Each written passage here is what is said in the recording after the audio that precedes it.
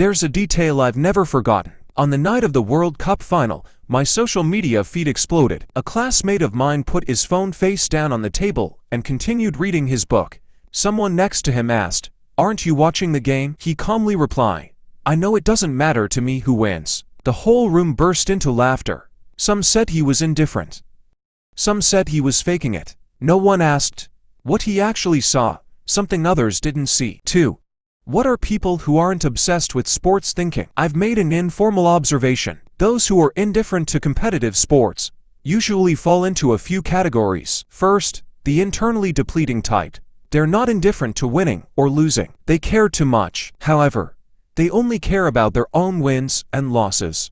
A person tormented by self-judgment for a long time doesn't have the energy to burn for the victories and defeats of others. Psychology has a term called emotional capacity. A person's emotional capacity is limited. When internal conflicts exhaust internal resources, external celebrations are just noise. Second, the meaning-sensitive type. These people have an obsessive-compulsive tendency to ask, "What does this mean to me?" The outcome of competition, within their cognitive framework, cannot be transformed into meaning. They are not indifferent. They are using a meaning filter, filtering out a large amount of excitement. Nietzsche said something rarely quoted in its entirety. Man can tolerate anything as long as there is a why. Those who aren't fascinated by competition can't find that why. The third type, early deprivation type. These individuals often experience trauma in childhood. Regarding collective participation, they were excluded, ridiculed, and ignored. The arena, for them, wasn't a stage for glory. It was a memory of shame, so they chose to leave. Not out of detachment, it was a defense mechanism. These three types seem to have the same outcome, all standing on the opposite side of the sports craze. But their core motivations are vastly different. 3. Cognitive patterns behind lack of obsession. Here's the interesting part.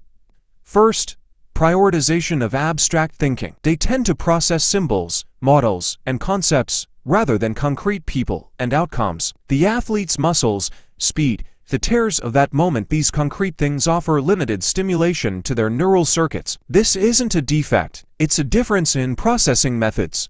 Some people see the world with their eyes. Some people see the world with logic. Second, low need for tribal identity. Supporting a team is essentially a tribal behavior. We versus them, our flag, our colors, our mythology. Humans have survived in tribes for tens of thousands of years. This sense of belonging is etched into our genes. But some people, the activation level of tribal signals is unusually low. They don't need to feel a sense of self-extension through we-one. These people are usually more individualistic, more difficult to be swayed by collective emotions. It's also harder to truly integrate into a group. This is freedom, but also loneliness. Third, an exceptionally low or exceptionally high tolerance for uncertainty. The allure of competition lies in its uncertainty. You don't know who will win. Some people can't stand this suspense. Anxiety drives them to avoid any outcome they can't control. There's another type of person who is completely immune to suspense, because their inner world is complex and changeable enough. It doesn't need external stimuli to create turmoil. Both extremes lead to the same exit: detached observation. 4. The most misunderstood type. I want to focus on the most deeply misunderstood type. On the surface, they seem indifferent to competition, but they are not without passion. Their passion is directed towards something else. A person engrossed in mathematical proofs, experiencing neural activation the moment they find the solution, is essentially no different from a football fan seeing a last-minute winning goal. A person who meditates for a long time, indifferent to external competition, is not numb, but rather has discovered a quieter way of burning. Lucian said, "The endless distance, the countless people, are all related to me, but some people choose to narrow this connection, turning it into a beam of light, shining into the deepest depths. They are not unburnt. They are blue flames. The highest temperature, but you cannot see the flame." A real question. Now, I'm going to ask a question that will make many people uncomfortable. What exactly are those who are obsessed with sports? Chasing, not criticism. It's dissection. Sports psychologists have found that highly intense sports fans share a common characteristic. In real life, their need for a sense of control is extremely high, but reality often makes them lose control. So, they shift their focus. When the team wins, they feel like they've won. This is called burgeoning. basking in reflected glory. Basking in reflected glory. When the team loses, they immediately cut ties. Those losers, what does it have to do with me? This is called corfing, cutting off reflected failure. This is one of humanity's oldest self-protection mechanisms, so being obsessed with sports is one way of life. Not being obsessed with sports is also one way of life. The question isn't which is more advanced. The question is, are you clear-headed? Do you know why you made this choice? Why?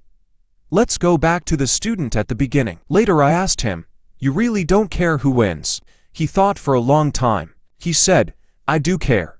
I care about those who played the game, who traded their lives for the meaning of those 90 minutes. I care about those who watched the game, who found their own tears in a stranger's goal. But that's not my way. I'm searching for that feeling in another way. I asked him, what way? He said, I don't know. But I'm looking. This is the key point. Those who aren't obsessed with competition are not necessarily more composed. They're not necessarily smarter. They're not necessarily more lonely. They've simply directed their yearning for the ultimate moment elsewhere. Some have found it.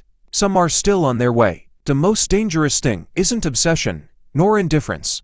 It's numbly drifting with the tide, mistaking that for a choice. Knowing clearly what you want is harder than winning any competition.